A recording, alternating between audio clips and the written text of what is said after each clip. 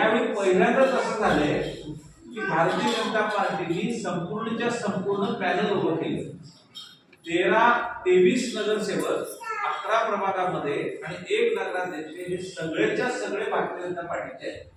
तुम्ही दुसऱ्या पार्टीमध्ये बघितलं तर काही पार्टीमध्ये वेगवेगळे पक्ष आहेत. म्हणजे काही ठिकाणी कपशी आहे, काही ठिकाणी हत्ती आहे, काही ठिकाणी आणखी वेगवेगळे पक्ष आहेत. जे सगळ्या पक्षांना घेऊन त्यांनी ते पॅनल बनवले.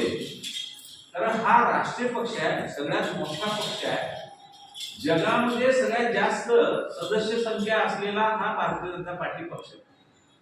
एवढ्या मोठ्या पक्षानं देशात आपलं कष्ट बसवलं नरेंद्र मोदींच्या रूपानं. महाराष्ट्रामध्ये सत्ता आणली देवेंद्र फडणवीसांच्या रूपानं.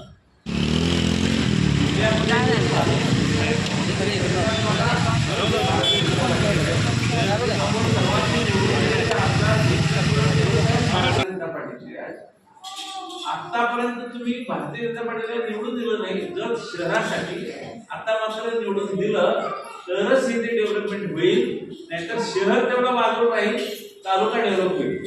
आता तुम्ही काय करताय बघा. तुम्हाला आता पर्याय काही न वाटत डॉक्टर आळी गावाला बसते तरी पर्याय नाही.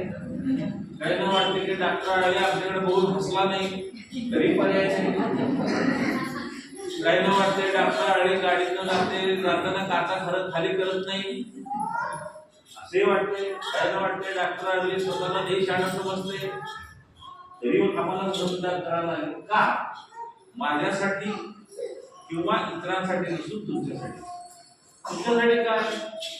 पाणी योजना आताचे जे नेते आहेत तुम्ही बघा, तुमच्या आतापर्यंतचे जे नेते आहेत त्यांनी राजकारण केलं जतमध्ये, या नेत्यांची पोच फक्त सांगलीपर्यंत आहे, त्यापुढे नाही.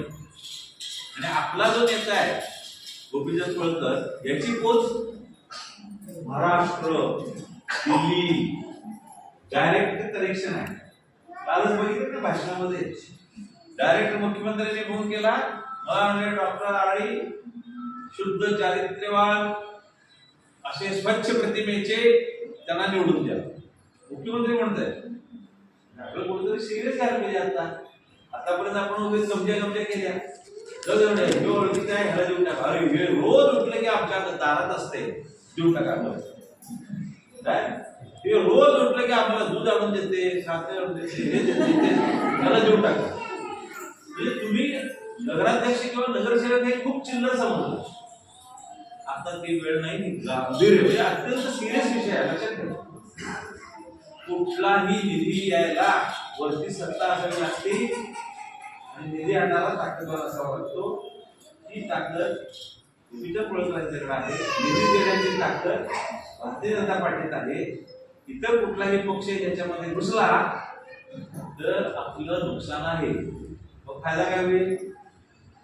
तुम्हाला घरपोच असे पाणी पुरवठा चालू होईल. काही लोक बऱ्यापैकी आर्थिक परिस्थिती चांगली ते बोर मारतात.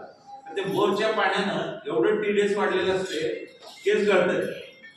बायकांचे तर केस गळायला लागतात, पुरुषानंतर टक्कलच पडते.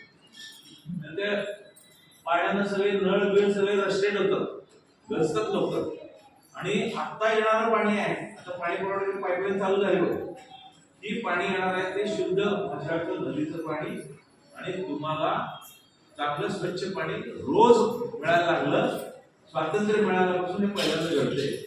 आणि ह्याचं कारण फक्त गोपीचंद पडळकर आहे.